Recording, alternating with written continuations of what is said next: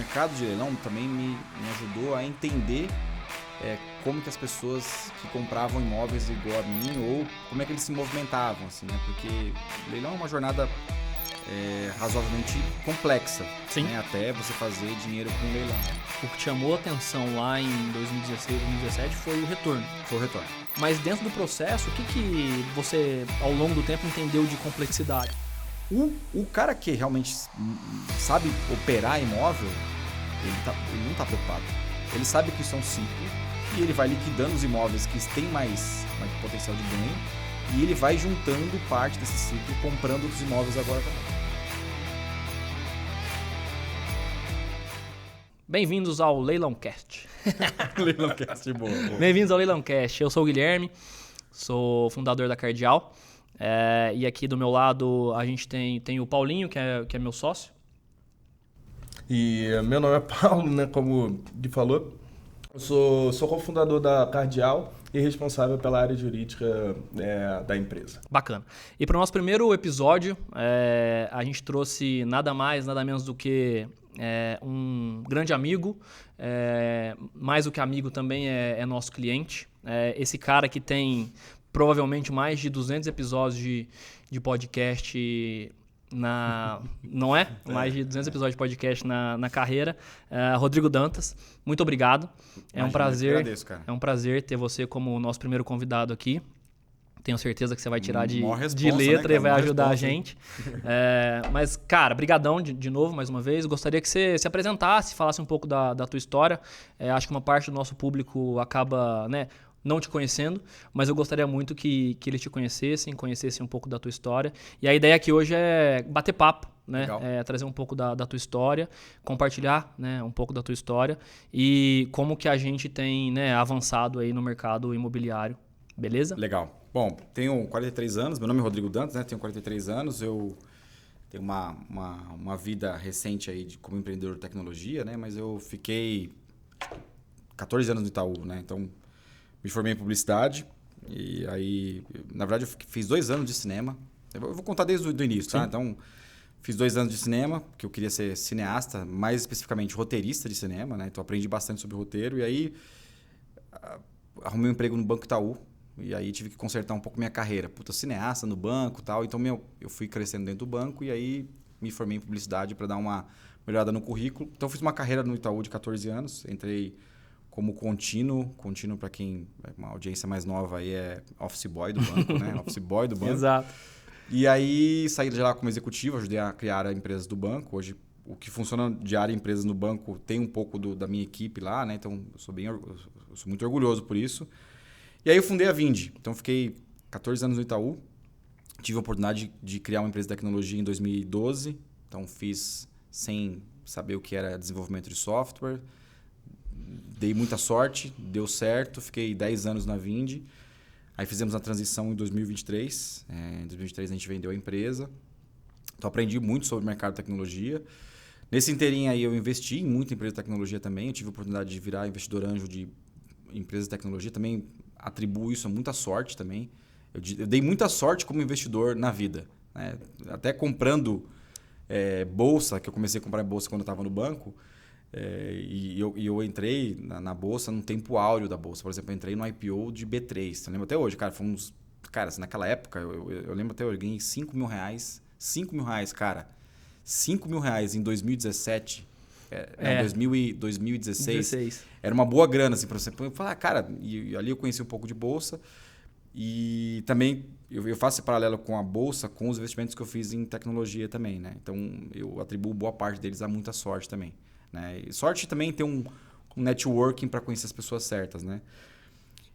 Sou casado, tenho 2 filhos, eu tenho 2 filhos adultos já, né? Eu tenho 43 anos, mas eu tenho 2 filhos adultos, né? Então, sou casado há 20 anos com a Vanessa.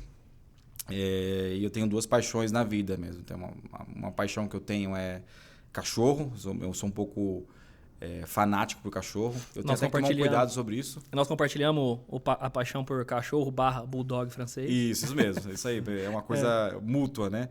E há uns 6, 7 anos atrás eu comecei a estudar sobre vinho. Então, tenho outra paixão aí. Então, hoje eu me dedico bastante a vinho também. Seja comprar vinhos em leilão lá fora, ou achar famílias que estão se desfazendo de adega. Isso é uma coisa que eu faço acho que uns 3 anos já, mesmo, meio que com uma coisa de garimpo, assim, sabe? E tenho achado boas oportunidades. E também tomo eles, né? Então, tem muita gente que compra vinho e não toma. Nada, né? Eu falo, mas que você está fazendo? Esse negócio vai estragar aqui, né? E eu tô numa fase nova, né? Fiz a transição, então tirei 2 anos aí para cuidar um pouco da família. Minha família sofreu bastante com esses 24 anos de executivo e empreendedor. Eu sempre falo isso, né? E eles sentiram muito na pele, assim, a minha ausência. Eu passei muito tempo longe de casa, né? Eu praticamente não vi meus filhos saindo da fase criança para adolescência, né? É uma figura de linguagem, não vi, mas minha esposa está muito mais perto deles do que eu, né? E foi um acordo que a gente fez. E eu estou tentando agora, nessa fase, dar uma compensada nisso. Então, eu passei 2 anos muito perto deles. Por incrível que pareça, a primeira vez que eu tomei café com meus filhos, almocei com meus filhos, fui para academia com os meus filhos. E agora eu estou aprendendo um negócio novo aí, que é agricultura, né? Que era uma coisa que eu sempre quis fazer, né? Eu morei 3 anos num sítio, num lugar afastado de São Paulo, mas nunca fui agricultor. Então, a gente comprou uma fazenda desativada de milho / café, e a gente remodelou ela para plantar café. Então, full café. Full café. Isso aí. Legal, cara. Bom, acho que resumindo muito assim a tua história, acho que passou pelo mundo corporativo, empreendeu, e aí teve uma saída, né? E aí, nessa saída, você chegou a pensar em algum momento a investir no mercado imobiliário? Como foi? Eu já investia. Já investia antes da operação de venda da... Eu tinha uma coisa... Meu avô é retirante do Nordeste, né? Então, meu avô chegou aqui num pau de arara e veio trabalhar na Monarch, na fábrica de bicicleta. Ele tinha feito Senai lá em Pernambuco. E aí, quando ele entrou na Monarch, essa é uma história que ele contava pra mim quando eu era pequeno. Ele falou assim, quando ele entrou na Monarch, o chefe dele falou assim, você quer ganhar dinheiro, ficar rico aqui em São Paulo, você tem que juntar uma graninha e comprar terreno, imóvel. Naquela época tinha muito disso, né? Nos anos 50, sei lá, né? E ele fez isso há algum tempo da vida dele. Então, ele comprava imóveis ou construía imóveis, né? Então... eu sempre tive aquilo na cabeça, mas por que esse velho tá com tanto afinco em comprar esses imóveis, assim? Ele acabou se desfazendo boa parte dos imóveis porque casou 3 vezes. Isso também é uma coisa que o investidor tem que aprender, né? Eu até vi o Milton Neves falando isso, que Milton Neves é um cara interessante, né? Muito legal, né? Muito legal. E ele compra muito imóvel também, e ele falou um negócio que é verdade. Ele falou assim, olha... Os meus amigos, apresentador, os caras ficam perguntando por que eu tenho tanto dinheiro. Eu só casei uma vez. Os caras casaram 3, 4 vezes, né? E meu avô teve esse problema na trajetória. Não sei se foi um problema, foi a história dele. Constrói e divide. Ele dividiu muito, mas ele tinha uma cabeça muito forte com o imóvel. Tanto que, quando minha avó morreu, ele pegou um imóvel, dividiu nos 3 filhas. Então, e eu sempre fiquei com aquilo na cabeça. Então, quando eu comecei a acender um pouquinho no banco, eu já comecei a pensar em comprar. Meu primeiro imóvel que eu comprei foi em 2003. Tá. Né? Cara, já tem 20 anos. 22 anos, né? E aí, entendi que aquilo não era só para moradia. E aí eu sempre, acho que como uma família de classe média, baixa, vai comprando imóvel, vai trocar, vende o seu para trocar para o próximo e tal, né? Só que eu tinha uma cabeça que eu acho que eu tinha uma cabeça parecida com o do meu avô, assim, de acumular patrimônio através de imóveis também, né? Então... eu comecei a pesquisar um pouco mais de imóveis já depois do meu primeiro imóvel, 10 anos depois que eu comprei o meu primeiro imóvel, e já comecei a entender que leilão era um caminho. Né? Ah, legal. Eu ia até te perguntar. No meio da pandemia, foi o nosso primeiro contato. Foi. Eu, numa outra empreitada minha, fui cliente da Vindi. E aí o nosso segundo contato foi provavelmente através do assunto leilão. E depois desdobrou para outros assuntos e nasceu, e a gente vem cultivando essa amizade. Mas uma pergunta que eu queria te fazer é, você já investiu então em leilões? Sim, já. E assim, uma coisa que eu gosto bastante, eu gosto bastante não é da adrenalina de leilão, porque tem muito viciado em leilão. E assim, outra coisa, né, que o mercado de leilão também me ajudou a entender como que as pessoas que compravam imóveis igual a mim, ou como é que eles se movimentavam, assim, né? Porque o leilão é uma jornada razoavelmente complexa, né? Até você fazer dinheiro com um leilão, né? Então, eu tive que me entender como é que eu faço, quem que é advogado, como é que eu reformo? Não sabia nada de reforma, né? Então eu comprei o primeiro leilão sem muita instrução, foi muito no peito e dei para um advogado e falei, você consegue ver se eu estou entrando numa fria muito grande? E o advogado ficou um pouco preocupado. Putz, você tem certeza, cara? Tá enrolado. Isso no pré-leilão? Ou você No pré. No pré, você entregou para ele e falou, cara, olha para mim aí. Olha para mim. Cara, isso foi 2018, 2017. E aí foi uma loucura meio que... Cara, que meio que deu certo, assim. Inclusive foi uma cobertura. Era uma cobertura que custava, sei lá, no preço de mercado naquela época, 1.200.000, e a gente comprou por 590. Né? E aí, putz, consegui entender como que era essa mecânica do leilão, sem entender como é que fazia reforma, como é que eu entrava no apartamento, como é que eu liberava, desembaraçava. E, inclusive, o advogado que fez o pré, não foi o advogado que desembaraçou o leilão. Porque ele falou, não conheço desse negócio, né? Que é muito complexo mesmo, né? Sim. E aí, entendi que aquilo ali tinha uma coisa legal para você analisar. Obviamente que tem todo o mercado em construção, que o mercado de leilão 2017, 2018 era um negócio muito embrionário, que estava muito na mão dos advogados e família rica, né? Então, putz, quem comprava leilão no peito, pessoa física, cara, o cara era pioneiro mesmo. E eu conversava com algumas pessoas, falei, cara, pra que você vai fazer isso? Compra direto do cara, compra no... Né? Você vai gastar com reforma, gastar com advogado e tal, né? E aí eu entendi um pouco como é que era o meu perfil de investimento, né? Então, eu falei, putz, se boa parte do meu patrimônio... E aí hoje eu acho que eu até posso falar um pouco, assim, eu tô dando um double down em imóveis mesmo. Eu não gosto de deixar dinheiro parado, essa é a verdade. Eu gosto de deixar o dinheiro rodando mesmo. E imóvel é um bom instrumento se você souber comprar bem e precificar ele bem, né? Então... Mas pela conta que você fez aí, assim, rapidamente... O que chamou a atenção lá em 2016, 2017 foi o retorno. Foi o retorno. Eu queria que era reformar... assim, por que ir para o leilão, então, que depois a gente pode explorar um pouco mais as complexidades que você viu e, obviamente, que hoje a complexidade que você enxerga seja diferente, porque está muito mais ambientado. Mas lá atrás, o que chamou a atenção foi o retorno. Foi o retorno. Que se mantém hoje de alguma forma. Né? Eu queria basicamente pegar... E, assim, a curiosidade era com o imóvel que eu conhecia. Tem uma coisa importante. Esse imóvel eu conhecia. Era em Osasco, era um imóvel que eu conhecia bem, porque eu visitava uma pessoa muito... A micro, você sabia como era. Então eu sabia como é que era o público e tal. Eu falei, puta, tá no leilão, né? E o pessoal do prédio, e aí são as coisas que não tenho problema nenhum em falar nisso, que o capitalismo traz, né? As pessoas do prédio não queriam, os moradores não queriam comprar porque eram amigos do morador. Ele protegia. Então eu alheio, né? Então... E aí, cara, eu entrei um pouco no conflito, porque eu tenho uma questão social com isso também. Puta, será que eu faço? Tem a ver? Puta, será que faz sentido, cara? Eu não tô prejudicando uma pessoa. E aí, cara, um investidor também, que foi um dos meus investidores na empresa, ele falou assim, Rodrigo, posso te falar um negócio que acho que você vai entender um pouco mais, assim. Você não tá fazendo mal, você tá fazendo um bem. O condomínio precisa do dinheiro. Os condôminos estão pagando a mais porque o cara está enrolando o condomínio há muito tempo. Então, você está devolvendo o dinheiro para a sociedade. Exatamente. Tem uma coletividade prévia aí naquele momento que está sendo prejudicada, não só o indivíduo. Né? Mas eu gosto muito também de analisar o leilão. Qual que era o contexto, eu sabia qual que era o contexto. Claro. Então, assim, eu adoro comprar leilão de pessoas que estão entrando em prédio com carro importado do ano.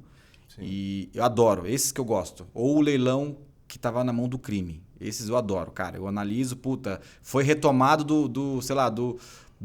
Tem muita coisa de Lava Jato, cara. Cara, isso eu adoro. Muita coisa de Lava Jato. Amo isso aí. Então, esses são gostosos. Tem a sensação que você tá E pro teu ponto, assim, a gente arrematou por um cliente, que é até um cliente institucional, um apartamento nos Jardins, que o devedor, ele devia condomínio há 19 anos.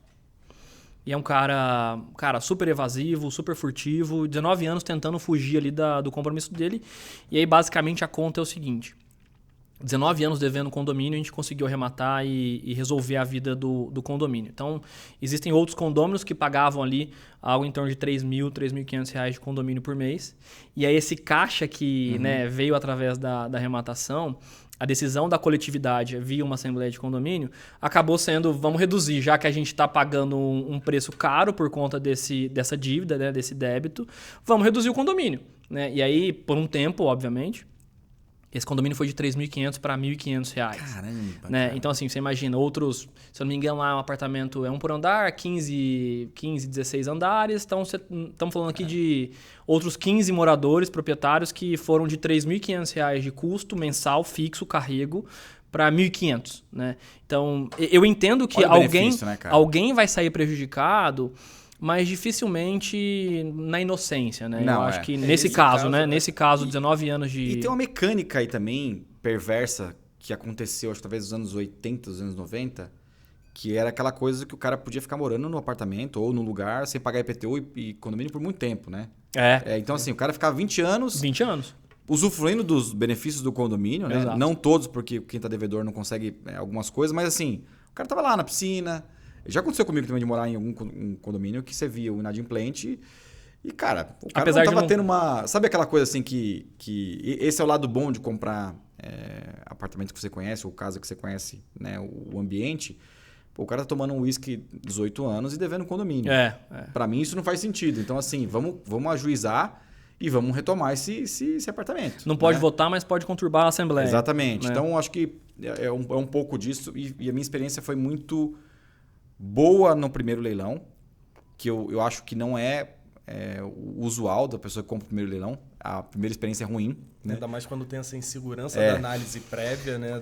E aí o cara compra achando que vai desembaraçar em 3 meses, aí pode durar 1 ano, 2 anos, dependendo de como for o processo, né? Então, mas a minha foi muito boa, né? Então eu falei, putz, tem alguma coisa aqui. Essa primeira aquisição que você fez foi em leilão extrajudicial ou judicial? Foi num extrajudicial. Entendi. Só que aí tinha outro dado, que a pessoa não morava mais no apartamento. Ela falava que morava. Então tem essas nuances do leilão que eu não sabia na época como é que é. O cara fala que mora lá, você bater lá na porta, o cara fala que mora lá, mas o cara não tá... Só chega de final de semana para fazer volume e tal, né? Então são as nuances dos leilões que a gente vai aprendendo. Né? Mas se eu não me engano, você também já participou de judicial, né? Já fez judicial. Já. Os judiciais são mais legais porque tá na cabeça, né? O juiz tá falando lá e... Eu acho que ele acaba, né? Quando as pessoas veem... Fica-se a impressão de que ele é um pouco mais complexo, de que ele é mais difícil, mas na nossa visão, assim, né, como empresa, a gente entende que ele tem uma certa complexidade. O nosso papel como empresa é tentar ir ao longo do tempo com tecnologia dirimindo essa complexidade, né, diluindo essa complexidade, diminuindo a barra de entrada, mas a gente entende que ele é muito mais seguro. Ele dá uma segurança muito maior, né? Sim. E aí acho que pro ponto ainda da tua primeira arrematação, ou das arrematações, a gente, né, óbvio que tem um retorno muito grande e a tua primeira experiência foi boa e isso deve ter te dado mais vontade ali de participar dos outros. Mas dentro do processo, o que você, ao longo do tempo, entendeu de complexidade? Assim, é falta de transparência, é falta de dado, é dificuldade de entender o valor de mercado, é comparar. Pô, a avaliação foi em 1 milhão, será que vale 1 milhão? E como que ferramentas podem... Porque o que acontece, né? O mercado brasileiro, na minha visão, ele ainda é um mercado pobre de dados. Né? Quando a gente olha mercados mais evoluídos e mais prontos, como o mercado americano, por exemplo, eu acho que tem 2 pontos muito importantes. O primeiro é uma quantidade de dados muito relevante. Né? E a outra questão é uma quantidade grande de dados há muito tempo. Então, quando você pega muito dado e você consegue olhar numa janela muito extensa de tempo, cara, com estatística fica quase impossível de você errar. Sim. Né? Porque você tem muito como analisar.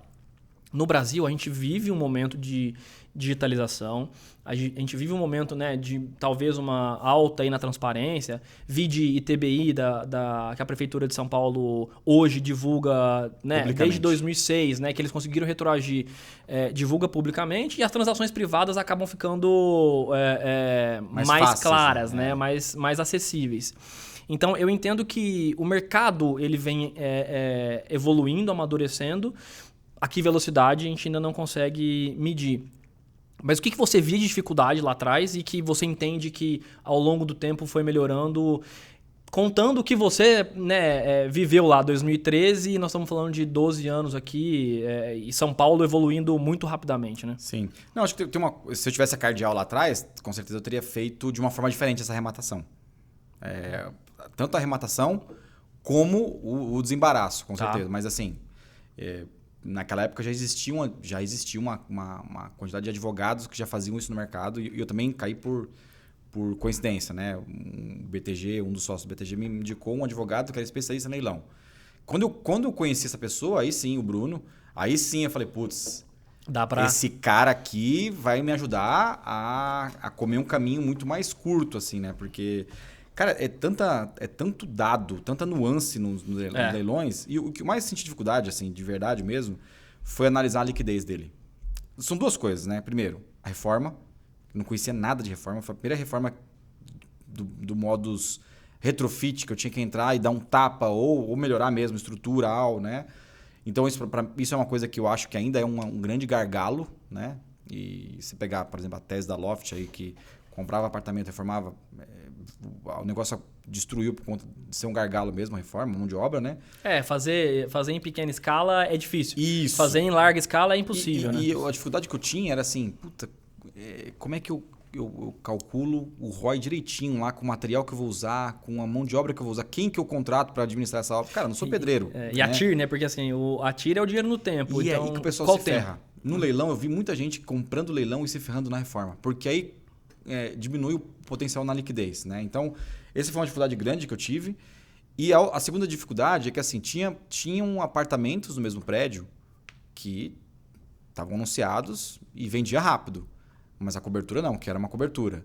A cobertura já tem uma questão de liquidez mais complicada. Né? Você vai nichando. Só que a sorte foi que entrou o período da pandemia que as pessoas queriam daí você ficou... Mas assim, Entendi. A minha maior dificuldade foi entender liquidez. Eu não tinha hoje eu vou na Cardeal lá e olho quais apartamentos foram vendidos nesse endereço. Como que você acha que a tecnologia pode endereçar essas dores, sabe? O que... Cara, hoje, né, até com inteligência artificial, que... Né, tá não só em moda, mas está em voga, né? Tá acontecendo, a gente vê acontecer, a gente vê as aplicações disso. Obviamente que algumas empresas num certo nível, outras num nível, né, um pouco mais profundo. Mas como que você acha que hoje a tecnologia pode ajudar e como que você sente que a tecnologia hoje te ajuda a dar mais tranquilidade, seja para ver essa questão da liquidez, seja para entender a complexidade do processo? Naquela época, uma das pessoas que eu mostrei que eu estava investindo no leilão, ele falou, pô, tem um apartamento, tá em leilão também, e aí eu lembro dele ter entrado nesses portais, né, os portais de anúncio de imóvel, e falou, tá vendo, esse apartamento deve ser bom, que ele tem muito apartamento. Eu falei, cara, se tiver muito, talvez não seja bom. Porque a oferta é grande. Porque eu gosto de apartamentos que são muito bem localizados, que tem pouca oferta, porque você vai vender ele mais rápido, né? Então você vê que a análise que o cara fez era, tem bastante apartamento para vender, então... Ali, cara, é o contrário, né? E aí, aquela máxima, né, que os caras compravam leilão, e os caras compram imóveis mesmo, eles vão no índice do porteiro. Ele chega no porteiro, e aí, o apartamento aqui é bom, vende? Cara, o porteiro vai falar que é maravilhoso, né? O cara não vai falar mal do lugar que ele trabalha e tal. Ou ele já tem até uma relação com o morador e ele também, enfim, não quer... E aí o porteiro não tem o detalhe de como que é a liquidez, se a liquidez está batendo o preço do mercado, qual que é o metro quadrado. Ele sabe que está vendendo. Mas, cara, ele sabe que está vendendo. Bem ou mal, ele não sabe. Entendeu? Então, acho que essa era uma dificuldade. Então, putz, sei lá, vou comprar um apartamento aqui na Tila Inocente. Cara, hoje eu vou na Cardeal, a Tila Inocente, 165. De 2006 até o mês passado, cara, o que aconteceu? Tá aumentando o preço, então aqui, para analisar um leilão, antes de entrar no leilão, eu consigo ter informação. Cara, antigamente não tinha isso. Como é que eu sei? Aí você olhava muito... corretor, você perguntava para o corretor, aí tinha cara que fazia planilha, os corretores de Itaim, os corretores dos Jardins, aí ele mandava mensagem, como é que esse apartamento tem liquidez e tal? Hoje você vai você fez um login lá, você olha. Então a dificuldade muito grande que eu tinha lá era calcular realmente a liquidez. Calcular mercado, não, né? Era mais assim, entrei no apartamento hoje. Estimar quanto tempo você conseguiria... Entre a reforma e a liquidez, a pessoa falava, não, você comprou um leilão, 18 meses você está vendendo ele. Eu não tinha muito essa garantia. Tanto que eu vendi recentemente um imóvel que ficou 2 anos e meio. Né? Então, assim, se calcular, ainda bem que o lugar valorizou muito, mas eu podia ter perdido dinheiro. Do ponto de vista de custo de oportunidade, se eu não tivesse aumentado o valor do imóvel, eu tinha perdido dinheiro. Qual foi a complexidade nesse? Ele já tinha ganhado um leilão. Então, assim, ele tinha um condomínio desde 2014, não se pagava condomínio. Tá. E IPTU também. Então, ele teve 2 leilões que foram cancelados. Ele conseguiu reverter 2 leilões. E no terceiro leilão, que foi inclusive o Bruno, que você venceu. O Bruno mandou para mim, cara, assim, tem uma chance muito grande desse leilão não ser mais cancelado, porque já passou 3, o condomínio entrou mais firme agora. Você conhece essa região, você não quer? De novo, era uma região que eu morava, né? Então eu conhecia bem ali como é que era a mecânica, né? E aí a gente entrou, e aí... Deu certo. Só que eles defenderam muito bem também. E aí o negócio deu certo porque acho que esgotaram todas as chances dele, mas ele demorou... Tomou tempo. Né? Então, só que o que aconteceu? Nesse interim, aquela região valorizou muito porque entrou o metrô, aí os shows do Lollapalooza começaram a ser intensificados lá, então começou a ter muito evento no autódromo que não tinha antes, porque o autódromo de Interlagos antigamente era uma corrida da Fórmula 1. Era novembro que você ia pra lá, né? E acabou. Agora não, todo final de semana tem evento, então ali... Eu acho que o condomínio, se eu me recordo, é um condomínio bacana também, né? Não foi o Terrara, não. Ah, não é aqui. O Terrara... eu lembro que tinha um lá que era super tal, torre né? pra caramba, condomínio clube. E aí, meu azar foi que ele se defendeu muito bem, então ele já tinha essa mecânica de se defender muito bem. Acabou demorando um pouquinho mais para a gente fala aqui que é o executado que morre, mas morre atirando, assim, né? Isso. Ele vai até o final, mas ele vai brigando e vai dando tiro. E de novo, pro condomínio foi um alívio. Depois que a gente assumiu o apartamento, o síndico falou, cara, isso foi um alívio, porque a gente já estava arrastando essa dívida há muito tempo, isso ajudou a gente. O perfil do executado. A gente vai fazer reforma na piscina, vai fazer reforma no estacionamento com essa grana. Então, assim, foi um aprendizado também, né? Mas o retorno foi muito bom. Mas já era 2021, 2022 que eu comprei esse apartamento, né? Então já tinha mais gente no mercado, então a concorrência aumentou bastante, o que é um outro ponto pro mercado de leilão, que eu acho que é bom a concorrência aumentar, tanto de leiloeiros, porque antigamente tinha 5, 6 sites de leiloeiro, hoje tem 100. Com diversos níveis, né? Você tem um cara muito profissional, que é estruturado, tem uma estrutura de gente grande por trás que, né, ajuda a transformar o negócio em algo mais fácil. E você tem ali o tail para baixo. Esse é o desafio, cara. Porque a gente tem, às vezes, analisar leilão de um site que é meio esquisito e você fala, falta informação, falta documento. Será que esse leilão tá... Será que não é... Porque tem fraude também nisso, né? Sim. Também não sabia disso, mas nunca cheguei perto de uma fraude de leilão, né? Mas... ainda tem esse negócio, talvez... Acho que a Cardial tem me ajudado bastante. Assim, tem imóveis, sei lá, em Minas Gerais, que é um lugar que eu tenho frequentado um pouco. Tem uma oportunidade também nos interiores do Brasil, mas assim, os sites que promovem os leilões de lá, eles não estão aptos nem para fazer login, cara. É um negócio que parece que você está fazendo login no MS-DOS. Você fica com medo de colocar os dados, você fica com medo de mandar um contrato social para lá. E a Cardial ajuda um pouco, é verídico mesmo, tal, pode ir. Tá cadastrado, tá registrado na junta do Estado. Exatamente. Isso é um outro desafio pro cara que tá comprando leilão, tá? Agora, né, isso que eu ia perguntar, porque você deixou claro o tempo, né, de discussão quanto à arrematação que você fez. Agora, nesse momento, qual era a sua preocupação com as dívidas? Eventualmente, você assumir alguma dívida? Como é que você se resguarda em relação a isso? Boa pergunta. Primeiro leilão, tudo é meio esfumaçado, assim, né? Comecei o cara se defender, como é que é? Eu tenho que pagar condomínio, né? Então, o advogado na época me deu, faz assim, faz assado, né? Mas acho que a minha maior preocupação era o desembaraço em si, não era nem a questão do pagamento. De regularização. Isso, porque tem alguns tipos de desembaraço que são mais complexos mesmo.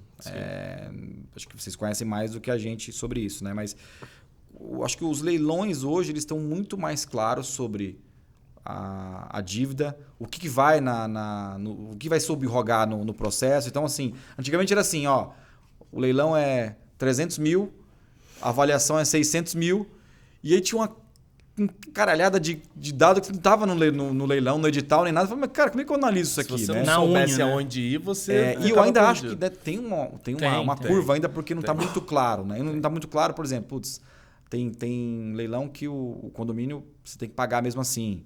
Sim. Aí tem leilão que o leiloeiro coloca lá, outras dívidas são a cargo do arrematante. Mas que outras dívidas? Como é que eu descubro outras dívidas, cara? Como assim? Outras dívidas quer dizer o quê? PTU, condomínio, né? O que são outras dívidas, alguma outra né? dívida tributária. Entendeu? Então isso é uma coisa que... Isso me deixa um pouco receoso, assim, de alguns tipos de leilões, assim, sabe?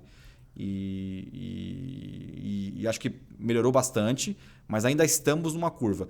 Minha maior dúvida, cara, assim, é sempre assim, como é que eu analiso da arrematação para a posse dele? Eu acho que analisar a questão comercial é uma dificuldade também do ponto de vista de liquidez, saber quanto tempo que eu vendo, qual o valor que está sendo vendido. Claro. Porque assim, o cara está anunciando um apartamento na Paulista de 1 milhão.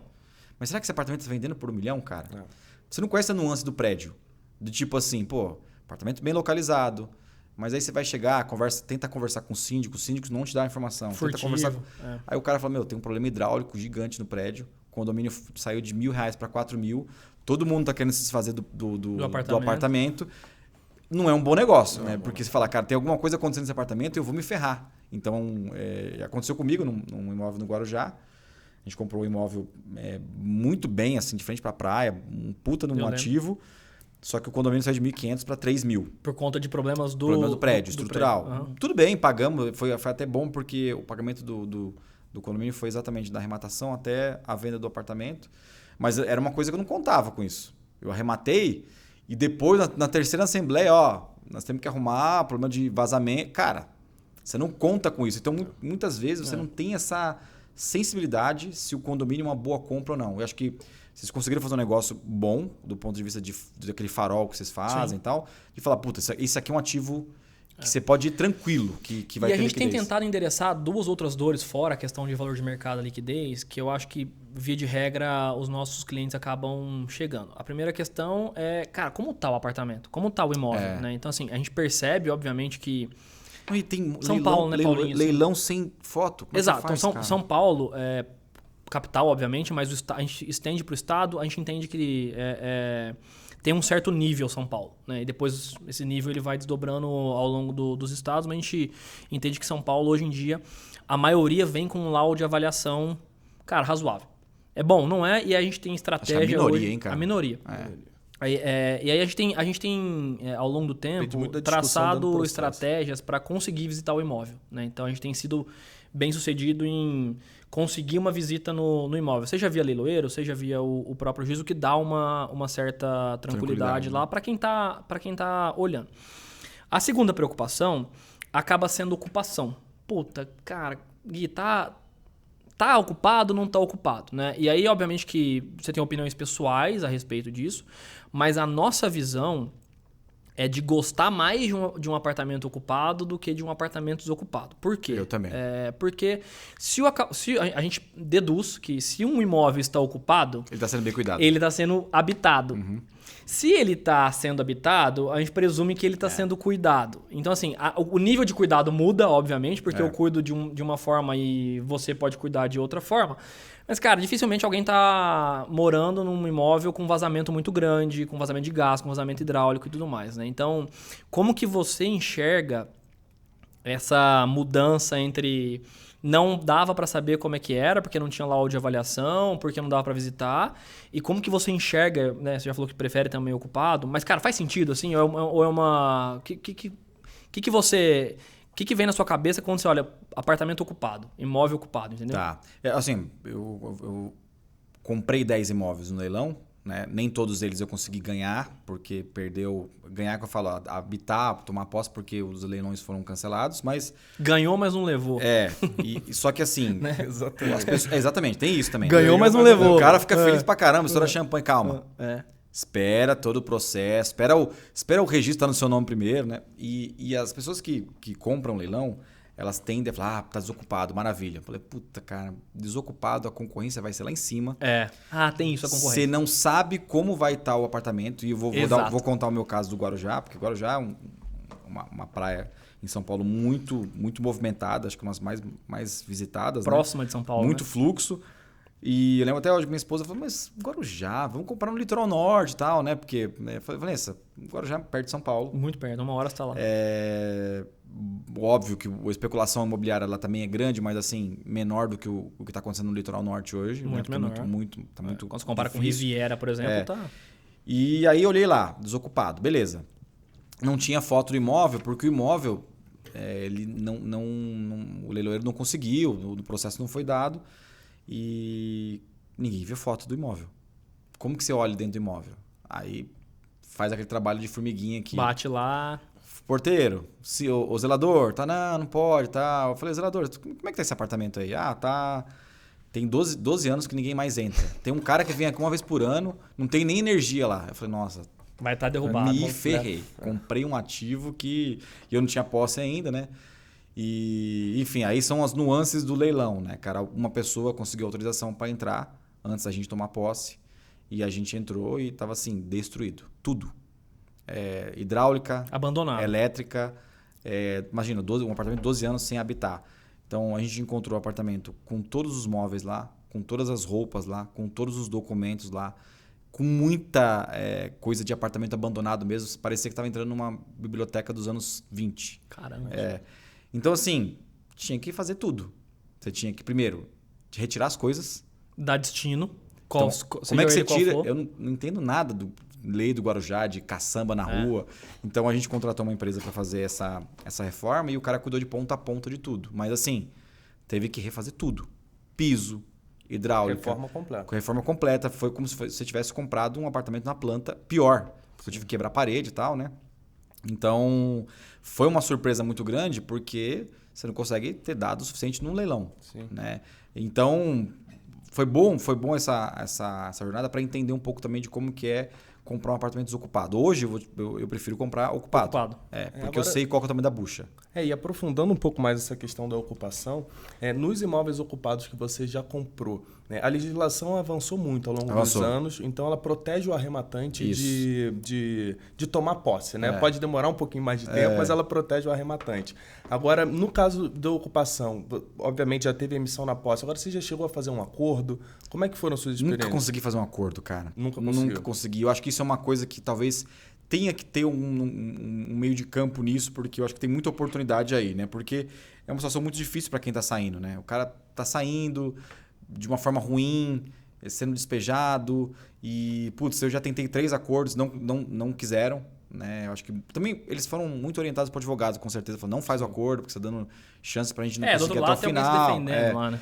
Acho que, desculpa te interromper, mas acho que tem uma diferença entre o inquilino e o morador também, né? Tem. Que tem um apego emocional. Proprietário, né? O inquilino e o proprietário. Isso, exatamente. Tem. Isso é fato mesmo. E eu acho que tem uma oportunidade aí, porque, acho que a lei hoje está muito do lado do arrematante. Né? Então, a gente, inclusive, comprou uma casa no interior, né? Que quando a gente comprou, a gente pagou tudo certinho. E aí as pessoas me perguntam, mas cara, e se o cara cancelar o leilão? Cara, cancelar o leilão, a prefeitura vai dar o dinheiro de volta, corrigido com... Que foi o que aconteceu. Que foi o que aconteceu com a gente, né?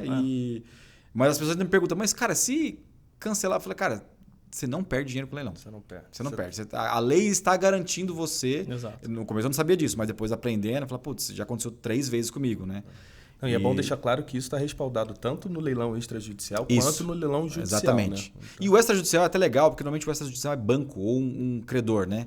E o credor, uma construtora. Uma construtora. Então, ele já está meio alinhado que se acontecer alguma coisa, ele também ajuda também a devolver a grana e tal, né? Aconteceu com a gente com o Itaú. Os interesses acabam sendo comuns. Né? Não, e teve até um caso, cara, que a gente comprou um imóvel também na região de Interlagos e era extrajudicial e o Itaú estava no meio e aí o cara se defendeu de uma forma mais agressiva. O Itaú me ligou e falou assim, cara, você comprou o leilão lá, acho que essa briga vai durar um pouco mais. Você quer que a gente devolve o dinheiro? Eu falei, como assim, cara? Agora você está me deixando preocupado. Você não está acreditando que a gente vai ganhar? Ele falou, não. Tô te preservando porque eu sei que vai dar uma frustração. Eu falei, que legal. Eu não sabia. Os bancos fazem isso, né? E no final... Bacana. É um dispositivo mesmo de proteção para o arrematante, até para não desvalorizar o dinheiro no tempo, né? Eu acho que a comprar o leilão, o risco está maior em tempo de posse e no desembaraço, do que tem para desembaraçar ali, do que... E também tem a questão do cálculo também. Acho que o cálculo final de quanto que você vai ganhar é uma coisa muito importante. As pessoas não sabem calcular isso. Fala, eu comprei um imóvel de 500 mil e ele vale 1 milhão. E muita gente olha só ROI, né, isso. cara? Assim, e aí... Qual que é o meu retorno em cima do capital que eu investi? Beleza, eu comprei um imóvel por 500, vendi por 750. Putz, ganhei 50%. Quando? Acho que talvez não tenha ganho. Em quanto tempo, né? Porque, beleza, ainda mais do jeito que está a taxa de juros hoje, né? 50% em 1 ano, 50% em 2 anos, 50% em 3 anos. Tem a questão do condomínio, que às vezes o cara não paga. Aí você vai ter que pagar o condomínio ou fazer um acordo com o condomínio depois e tal, né? Outra coisa legal que eu aprendi também é que o condomínio está muito disposto a fazer vários acordos. Muito. Quando você retoma um apartamento que o condomínio está muito lá, desesperado para tirar a pessoa... Puta, aí tem uma dívida de 200 mil do condomínio. Você chega o cara e fala, eu não tenho, cara, 200 mil. Então, o condomínio também consegue fazer alguns acordos para liquidar essa dívida completa. Né? A gente teve um caso parecido que a gente negociou direto com o condomínio porque ele tinha uma dívida muito alta. No edital do leilão dizia que o arrematante assumiria essa dívida de condomínio. Só que o condomínio estava disposto a também abrir mão de parte do valor para ter que colocar um caixa. Né? Exatamente. Putz, cara, eu tenho 2.200.000 para receber, desculpa me interromper. É isso mesmo. Eu tenho 2.200 para receber. 2.200 é mais do que o valor do imóvel. Ninguém vai arrematar. Só que se eu receber 1,5 milhão, cara, eu transformo o condomínio. Não é fácil, né?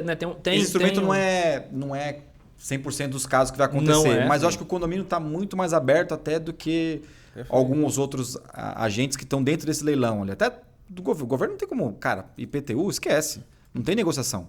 Dívida de IPTU vai ser liquidada e acabou. O condomínio você consegue até antes já começar a falar, eu vou arrematar, eu já fiz isso. Não, a gente só entrou, a gente só bidou, a gente só deu lance lá porque a gente tinha falado um condomínio antes do leilão acontecer. Exato, então. Tinha uma assembleia tinha uma carta dizendo que eles abririam mão de parte do crédito que eles tiveram. E eles sabem que até na ordem de preferência, né? Primeiro vem o trabalhista, o tributário, enfim, garantia real e o condomínio está em último. Então é melhor ele negociar para receber alguma coisa de uma situação que às vezes já está ali há 10, 15, 20 anos, do que ele ficar na fila e vou continuar a discussão aqui.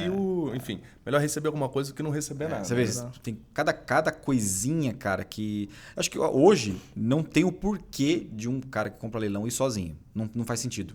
Ele querer analisar documento sozinho. Não. Porque tem muita coisa que muda também, o cara cai em umas armadilhas, assim, fala, puta, comprei, mas, putz, vai, sei lá, embargar um bairro aqui do lado, vai ter uma obra aqui que vai tampar a visão do apartamento. Cara, não dá pra, eu não faria mais sozinho, assim, sabe? Como eu fiz lá de... eu vou arrematar um direito, né? Não dá. Que direito? A quanto? Do quê? O que vem atrás, junto com Aí tem com isso direito, ainda, né, cara? Né? Tem os... Como é que é? Direitos de... Né? Direitos sucessórios. Direitos sucessórios. Aí você vai ter numa propriedade, né? Enfim, a gente tem ainda algumas complexidades. A gente já vê leilão de fração ideal, né? Que é uma coisa que é bom você se afastar e não... Cara, eu não conheço ninguém que comprou isso. Não, eu conheço. Conheço um cara que comprou metade de uma fazenda. Nossa. Metade não, comprou 33% de uma fazenda.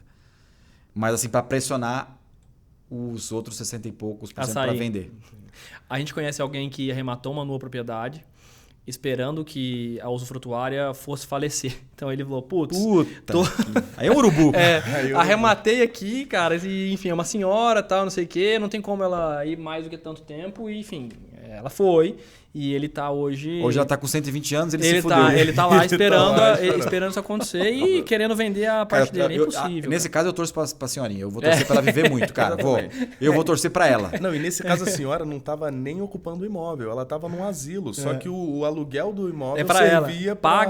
Tomara que ela viva mais 30 anos, cara. Pra esse cara entender que não é assim que funciona. Ô, Dantas, e falando de mercado, cara, assim, né? A gente falou um pouquinho brevemente, taxa de juros.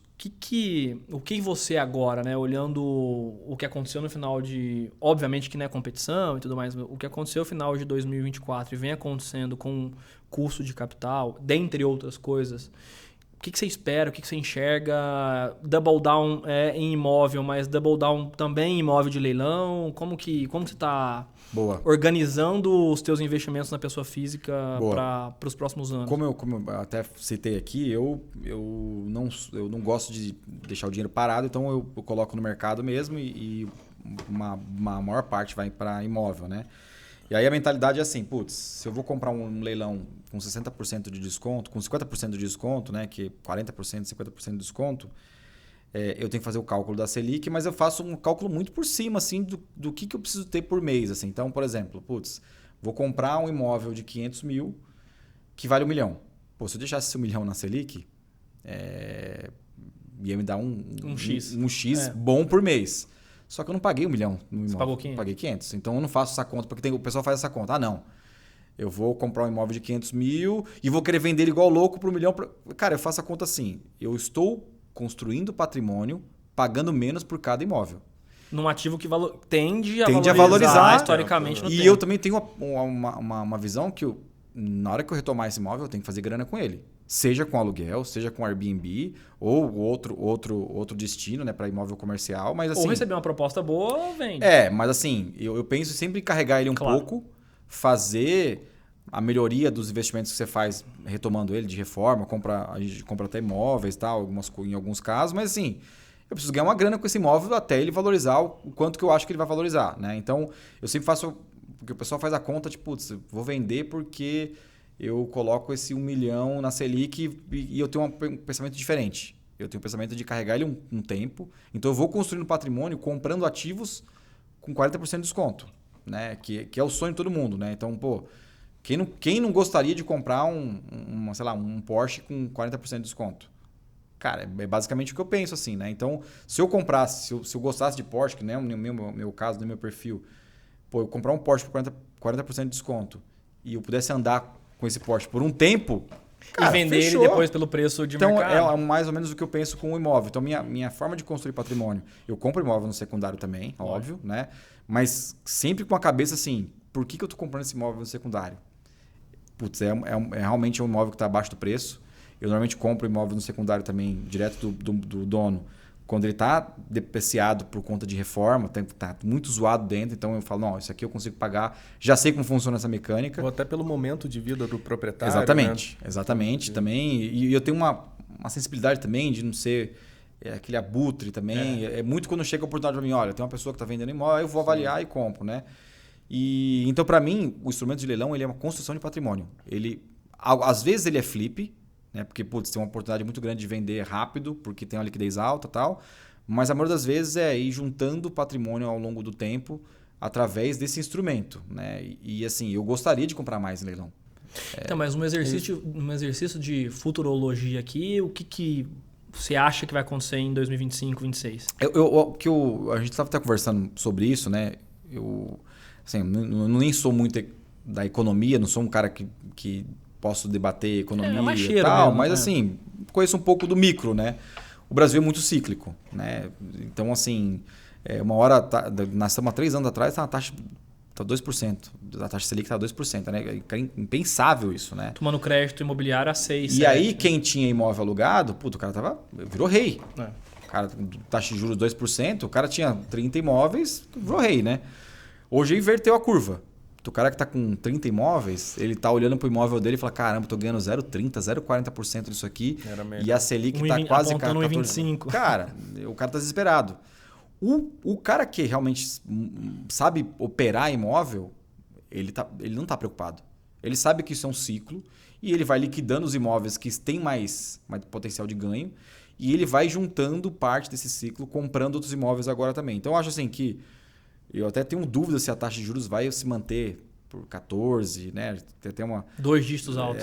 Por muito tempo, mas eu acho que os próximos 2 anos vão ser assim. Né? Eu não estou enxergando ainda, a não ser que o candidato a ser presidente da República mude muito esse cenário. Então, eu acho que quem compra imóvel hoje está se perguntando assim, para que eu vou comprar um imóvel sendo que a Selic está 13,25? Né? Eu faço a provocação assim, acho que agora é que tem que comprar imóvel. Na alta dos juros você tem que comprar imóvel, porque na hora que o ciclo estiver baixo, cara, tá todo mundo querendo comprar. E foi o que aconteceu na pandemia. Na pandemia, quando a Selic foi para 2%, o que tinha de investidor querendo comprar imóvel para alugar... Para alugar 0,4%. Entendeu? Né? Porque o cara falou, cara aí, eu preciso comprar os melhores imóveis em São Paulo porque eu preciso alugar 0,4% e fazer o dobro da Selic. Então, acho que o investidor de imóvel que realmente sabe fazer dinheiro com isso, ele sabe que isso é um ciclo. E nós estamos no ciclo de curva de juros hoje muito alta e agora que o pessoal está querendo vender imóvel. Porque o cara quer vender imóvel e morar de aluguel, porque se ele vende um apartamento hoje de 1 milhão... Ele tira 10. Ele tira 10 e alugam por 4 mil e sobra 6 mil para ele fazer. Então, mas é agora que talvez seja o contrapé do ciclo. É difícil acertar o contrapé exato assim, do ciclo, né? Mas eu sempre penso assim, putz, daqui 2 anos, acho que o cenário talvez seja o mesmo, mas será que entrando um novo presidente... sei lá, não sei como é que vai ser commodity daqui a um tempo, será que não cai um pouco os juros também? E dá uma adequada, assim, porque acho que os juros do Brasil, se chegar em 7%, está ótimo, né? 8%, está ótimo, acho que é a nossa realidade mesmo. E tem imóveis que você consegue fazer uma grana boa se você comprar bem. Exato. Se você comprar bem, desembaraçar bem, não ficar muito tempo em cima dele, embaraçado, putz, você consegue ter um belo de um retorno aí, né? Então... Mas você acha que a oferta vai aumentar em leilão? Por conta de, eventualmente, aqui alguém tomou um crédito lá atrás, num pós-fixado e, enfim. Ótimo. Porque, né, você entra numa crise financeira e acaba tendo Excelente. O que você imagina? Se você pegar o balanço dos bancos, né? Eu sempre gosto de analisar bastante esse negócio de dados que são extremamente correlacionados, né? O balanço do Santander, do Bradesco, do Itaú em 2022, 2023. Péssimo. Inadimplência no teto. No teto, assim. Foi caótico. Foi 2023, inclusive, foi um ano que todas as financeiras do Brasil tiveram que, cara, provisionar muita grana. Aonde que isso vai desovar? Vai desovar agora. Esse é o ciclo, talvez, que a gente consiga enxergar, por exemplo, as pessoas que pagaram, que conseguiram renegociar, e já começaram a ficar naquele estágio meio crítico. Então, agora, acho que os bancos começam a desovar mais os leilões mesmo. Porque isso, Então, tem um ciclo de inadimplência que eu acho que ainda não foi rolado para o mercado de leilão. Né? Então, é como se analisar, tipo, sei lá, vai analisar a CVC. Como é que a CVC, a operador de turismo, tá? Putz, cara, hoje você vai lá no Sky Flight lá e você vê quantos voos estão indo para Porto Seguro. Putz, aumentou de um mês para o outro, aumentou 30% dos voos. Cara, compra a CVC que vai dar bom. O resultado tá diretamente ligado, né? Que a CVC é dona de Porto Seguro, né? Então eu faço um pouco dessa correlação com o leilão também. O balanço dos bancos esse ano tá vindo muito melhor porque já está composto, o PDD já veio. Só que eu não sei, né? Tem um delay, né, do banco executar, o judiciário olhar e falar, vai para leilão, né? Acho que não sei qual que é o prazo, mas eu tenho visto que é mais ou menos 1 ano e meio, 2 anos do primeiro atraso, assim, sabe? Quando foi estourou mesmo, porque o banco tem 90 dias para publicar o PDD. Então, se o cara não pagou a parcela, para ele ser judicializado são 90 dias, né? 90 dias para ele ter o direito de exigir, mas ele tem que fazer a intimação. Isso no extrajudicial, né? Ele tem que fazer a intimação por um oficial do cartório, ainda tem prazo para pagamento, e aí depois ele tem um outro prazo para levar o imóvel a leilão. Mas nem sempre esse prazo para levar o imóvel a leilão é respeitado, né? Então tem um delay ali de 1 ano, 1 ano e meio. Então tô imaginando que agora... e isso também explica um pouco a quantidade de leiloeiro. Cara, é muito leiloeiro hoje. Muito leiloeiro. De 2 anos para cá, muito, leilão 1, 2, 3, leilão 2, 3, 4, 5, leilão de São Paulo, leilão paulista. Aí você fala que fica perdido. E eu acho que um pouco do efeito dos bancos também terem nos leiloeiros um grande canal para fazer caixa. Para fazer caixa, né? Porque, cara, assim, ele não consegue fazer sozinho. Né? Então, eu acredito que nos próximos 2 anos vai aumentar um pouco o índice de imóveis indo a leilão. E outra proxy que eu tenho usado também é por que tem tanto consórcio indo a leilão. Para mim é o mesmo mecanismo. Hoje o mercado de leilão de consórcio cresceu acho que 300% no ano passado. Multiplicou por 3, 4. Porque os consórcios não estão sendo pagos, não estão conseguindo ser pagos. Então, assim, também uma boa análise para fazer como é que vai ser o mercado de leilão. Tem alguma coisa acontecendo ali, entendeu? Entendi. Então, mas é uma análise muito assim, fria, pessoal, sem entender muito. É o que eu falei, é um exercício de tentar adivinhar o futuro. Pode ser que aconteça tudo isso, mas pode ser que não. Pode parecer contra-intuitivo, mas o comprar leilão talvez seja melhor hoje, agora. Né? E aí tem 2 contas, né? A primeira é essa do cara que tá lá, vou deixar o dinheiro na Selic, no CDI, aí eu não vou mexer com leilão, porque, cara, 14, alguma coisa próximo de 14, 15 tá ok. Mas também tem isso vai diminuir a competição, que ficou meio maluca assim nos últimos anos. E né, a gente percebe... Você via imóveis saindo por valores maiores do que a avaliação. E assim, uma avaliação a mercado, ou seja, se você fosse lá no prédio comprar seu apartamento no secundário, você teria muito menos dificuldade. Né? Então... Eu vi um agora em Maresias, né, que era um imóvel de frente para a praia, e aí ele foi arrematado na primeira praça pelo, sei lá, 8% do valor abaixo do mercado. Então esse cara queria muito esse imóvel. Eu acho que há 5 anos atrás você não via isso. Não via. Hoje eu tô vendo mais assim, sabe?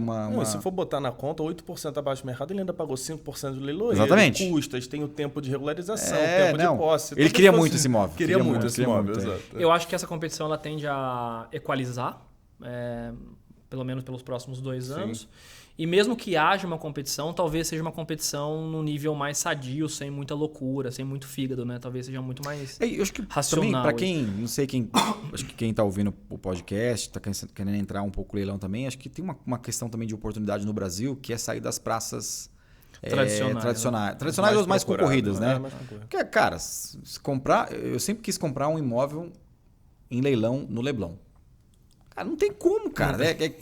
Primeiro que assim, são 500 pessoas participando. Você vai lá e vê 150 lances. Cara, não dá. Né? Então, assim, seria um sonho. Né? Apesar de eu vi algumas oportunidades que dá para dá para chegar na conta lá, né? Mas é o que todo mundo quer, no final das exatamente, contas, né? Mas assim, cara, tem praças, especialmente no interior de São Paulo, praças onde tem um turismo muito forte, não tá crowd ainda, não tá, sabe? Não tá... Condomínios que às vezes estão abaixo do radar. Exatamente, então ainda tem uma oportunidade muito grande e assim, né, cara? A oportunidade de rural, imóvel rural, é absurdo. Absurdo. Assim. É algo que a gente tenta endereçar também, né? O rural, porque eu acho que o rural ele tem uma dificuldade grande de localização. Sim. Né? Quando você vai para o urbano, mesmo que talvez seja numa cidade menor, menos conhecido, você tem um endereço, o número e, cara, você consegue chegar lá. A gente sabe disso, né? Eu e você, a gente viveu essa dificuldade de, cara, aonde tá a terra? Essa terra. Beleza, ela tá aqui. Mas é um pedaço dela, porque foi desmembrado em 1900. Aí você fala, caramba, como é que eu faço pra... Então, hoje, eu percebo que INCRA, né, e outros órgãos, até por georreferenciamento... É um negócio que tende a estar um pouco atrás do urbano, do ponto de vista de localização, de facilidade. E é aí que está o spread, né? Sim. É aí que está a simetria, porque quanto mais acesso à informação você tem comparado com quem não tem, maior é a tua competitividade. Mas a gente está vendo também esse mercado começar a se movimentar usando de tecnologia, né? Sim. Isso é importante. Legal, cara. E na sua opinião, Dantas, queria entender como é que você vê a modernização desse mercado de leilões, assim, nos próximos anos, o que você entende que poderia melhorar, até pelas suas experiências? Acho que vocês estão prestando um papel, assim, eu estou falando mais no uso pessoal mesmo, assim, né? Tem muito dado fracionado, né? Então, tem dado de ITBI, quanto que é a liquidez, quanto que chega nessa praça, quanto que paga no condomínio, quanto que dá para cobrar no aluguel. Então, você tem muito dado fracionado que estão além da arrematação. Assim. A arrematação, acho que tem uma questão que melhorou bastante. Os editais são mais claros hoje. Mas ainda assim, cara, é uma tristeza, né, o edital. Desculpa a palavra, mas você vai olhar aquilo e você fala, cara, não é possível que foi escrito desse jeito, às vezes. Né? Fala, o melhor é ruim, né? Meu Deus do céu. E o site, né? O site, não vou nem falar do site, né, cara? E acho que tem uma coisa acontecendo agora que, assim, os leiloeiros respondem mais rápidos também. Acho que é uma coisa que está acontecendo. Antigamente ele era muito Eles estão mais atentos. Né? Então, melhorou. Mas ainda eu acho que, cara, assim, nós estamos se eu falar assim, num ponto da curva, nós estamos lá no início. No início tem muita coisa para fazer. Eu não consigo analisar um leilão hoje, por exemplo, sem analisar a ferramenta da Cardeal que mostra o ITBI, eu não consigo analisar um leilão hoje de um apartamento em minutos. Não dá. Tem algum imóvel que você vai levar horas. Você, cara, como assim horas? Você vai ter que ir na internet, ver um dado, você vai ter que ir no TJ, ver outro dado. Vai ter que... Cara, isso para mim isso tem que acabar mesmo, essa morosidade de análise, assim, sabe? E com a Cardeal, assim, reduzir, sei lá, horas para minutos, né? Sim. Mas eu acho que o leiloeiro vai ficar mais esperto com isso. Até pela concorrência, né? Eu acho que o ponto bom da concorrência é você ver hoje o leiloeiro falando, para eu conseguir... porque tem muito leilão negativo. Exatamente. Tem leilão que não sai, né? E aí a gente vê, às vezes, um leilão que não sai num leiloeiro menos preparado, menos estruturado, com uma interface capenga, e aí ele não sai. Aí passa 2 meses, vai para um leiloeiro que tem mais liquidez, que tem mais interface, que atende melhor. Aí o leilão... ele acaba sendo positivo, né? Então, eu acho que tem essa competição entre eles, que acaba sendo saudável pra gente, como arrematante, e que, cara, sobe a barra do mercado, né? Exato. Eu acho que a clareza, né, de uma forma geral, porque quando você tem um leiloeiro que põe aqueles textinhos curtos, né? Tipo, o arrematante não vai assumir nenhuma dívida tributária. O arrematante não vai assumir nenhuma dívida de condomínio. Né? E tem outra barreira da análise que é, às vezes, você pegar uma matrícula que tem 50 páginas. Exato. Cara, o processo tem um processo de falência 700 mil páginas. Exatamente. Uma coisa assim absurda. Nossa, então... eu tô lembrando um caso aqui agora, que eu lembrei um caso muito bizarro, velho. Eu comprei uma casa no interior. Não comprei. Eu comprei forçadamente. Por quê? Os sites de leiloeiro, a maioria dos sites usa o mesmo sistema. Um white label. É um white label lá que ele vai, tem um carrinho que você segue, né? E você tem que ter uma confirmação. Você confirma o seu lance e tal. E eu lembro que eu me habilitei nesse leilão. E aí, tipo, eu tinha como de praxe para testar a minha habilitação, que tem isso ainda, tá? Tem site de leiloeiro que dá pau. E aí você chega na hora, puta, você não se preparou muito, vai lá, dá, puta, não tô habilitado ainda, mudou o link e tal, né? Você tá dando um lance no... E aí, que eu não vou citar o leiloeiro e tal, mas eu fui testar a minha habilitação. E plap, lance. Aí eu falei, cara... Foi o único lance. Vou ligar pro leiloeiro. O leiloeiro falou, não tem o que fazer, cara. Mas eu falei, você não tem nenhuma confirmação. Sabe assim, aquela coisa que você apertou e já foi? Double check. Que os mais estruturados têm, né? Aí ele falou, não tem confirmação. Eu falei, cara, não. Eu vou... Ah, não, mas aí tem a questão judicial. Você na habilitação, você deve ter visto o contrato. O contrato, você... Aí pode alegar fraude. Foi um crime e tal. Chegou nesse dia e falei, cara, beleza. Tá bom. Não vou pagar se o leilão for, né? No final das contas, eles cancelaram meu lance. Mas ainda tem essa questão ainda das plataformas de leilão ainda não estarem 100% preparadas para um bom uso do arrematante, sabe? E o que eu sinto também na prática é que tem algumas plataformas, tem um andamento do processo judicial, né? E como você já viu também, antes do imóvel ir a leilão, às vezes acontece um acordo. É isso. Né? Ou então tem um recurso que está pendente de julgamento. Foi aquele que a gente avaliou na Vila Mariana.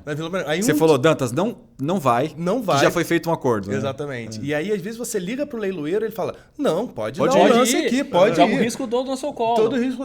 Risco não, mas se for cancelado, a gente devolve o dinheiro. Mas, poxa, você já sabe que vai ser cancelado. Aí eu vou participar de um leilão, eu vou demorar 3, 4, 5 meses para reaver o meu dinheiro. Ele faz o float com o teu dinheiro. Ele faz isso de vocês, assim, isso acho que é uma inteligência fora do radar no mercado de leilão, assim. Porque, acho que a gente tentou arrematar um imóvel na Vila Mariana. Sim. E aí, dias antes, você falou assim, Dantas, olha, entrou agora, assim, assado. Se você arrematar, você vai ter que pagar. E depois pra você rever o dinheiro, cara, vai ficar aquele lenga-lenga, 5 meses e tal. Então, assim, já vai ser cancelado. Cara, no dia seguinte foi cancelado. E o leilão aconteceu, né? Aconteceu. O leilão aconteceu. Ele aconteceu. O leilão aconteceu. Então eu falei, putz, então acho que é uma coisa que o pessoal não conhece também da dinâmica do mercado. Tem isso ainda, né, cara? Tem os detalhezinhos que é bom ficar atento ali. Quando acontece, a gente consegue pegar, né? Que é diferente um pouco de Pinhal. Pinhal, a gente foi, participou, ganhou. No dia seguinte...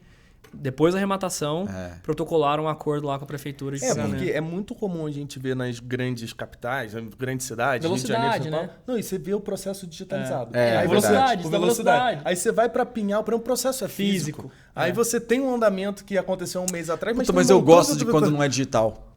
Porque diminui a concorrência. A concorrência é muito menor, cara. Assim... E aí a micro faz diferença. Aí você tem que conhecer o lugar. E aí a micro faz diferença. Às vezes tem que conhecer até o prefeito, viu, cara? Às vezes. É bom, facilita bastante. Lá você conhece.